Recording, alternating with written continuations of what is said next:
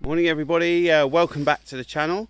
So as you can see, it's a pretty misty, murky day behind me. This week it's been a lot of it has been about Groundswell. So I'm going to share some of my observations. I managed to get third place in Soil Farmer of the Year. So a little bit of room for improvement, but pretty happy with the result. So firstly, some observations on Groundswell. Firstly, I really enjoyed the lectures by Professor Carl Ritz of Nottingham University. Really good to see British representation in soil expertise. He recommended the book Mycorrhizal Symbiosis by Smith and Reed, which I'll be tucking into later. He helped explain why soil fungi were needed by plants, therefore why moving soil was so destructive to fungi, and hence plants. Why feeding the soil biome all year was essential, and how diverse plant species were helpful in the process. We have been planning our regenerative rotation around a countryside stewardship commitment to overwinter cover crops and low input spring cereals. This rotation would certainly fit with the professor's recommendations, so I was pleased to see a summer legume mix in the King's Seed trial plots. Building on these principles, I also enjoyed the innovative farmers' talk on no-till with living mulches. I'm pleased to report the clover blown into our winter wheat earlier this year is growing well in this period of unsettled weather. They made interesting comments that some plants like blackgrass and rye didn't like close associations with clover, an observation that we can certainly agree with on the farm. With low input in mind, it was interesting to see the NIAB trial plots showing the different weed control effects using crop architecture. NIAB had used X-Days, Wakelin's YQ, a variety we have in the organic live wheat trials, and Squarehead's Master, a particularly tall cultivar. Although Groundswell was much enjoyed, weed control brings me back to on-farm observations.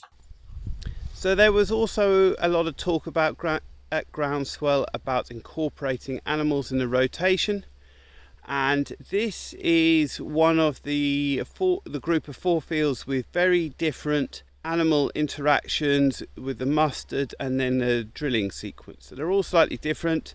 This one was late grazed mustard with the animals pulled out shortly before a November drilling, and it's definitely fared the worst out of all of them.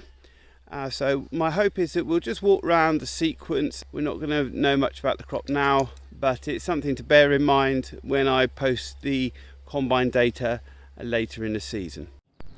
Okay, so this is the second field in the sequence, November drilled, but with no sheep grazing in the mustard. And you can see the sheen of black grass there. We reviewed this field a couple of weeks ago.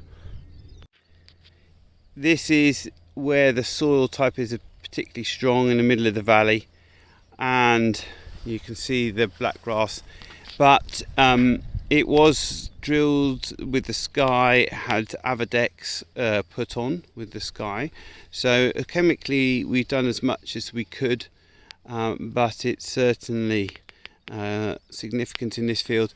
But I just wanted to also dwell on just how tall this crop is.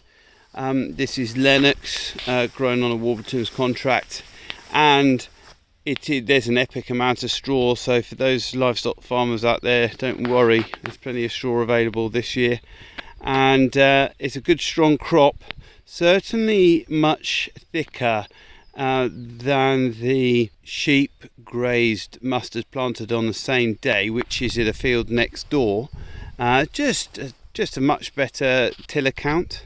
It would be probably quite interesting to get the square out and do a measure here. So next we will go over to the field over here, which was sheep grazed and drilled on the 1st of January.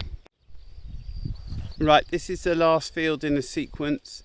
We actually, right up on the hill, have a grazed mustard with spring establishment, but let's just concentrate on this one. So this again, drilled with the Sky, had Avadex and slug pellets at drilling, drilled on the 1st of January, and it's very good. Stand number is good. So the conclusion we came to is that as long as there's a gap, like a 4 weeks, a month gap between the end of grazing and the planting date, it just seems to give the ground time to recover. Obviously we've also talked previously about whether rain after drilling being as important as rain before, but we just wanted to comment on the black grass in this field. So this year we pushed up our rate of mustard quite considerably, and I don't know if the camera can pick it up, but we were going at about 10 kilos a hectare. So you got the tram line there, quite strong black grass.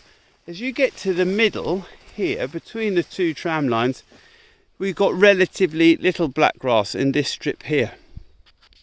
So we were debating, zoom in a bit, relatively little there in the middle.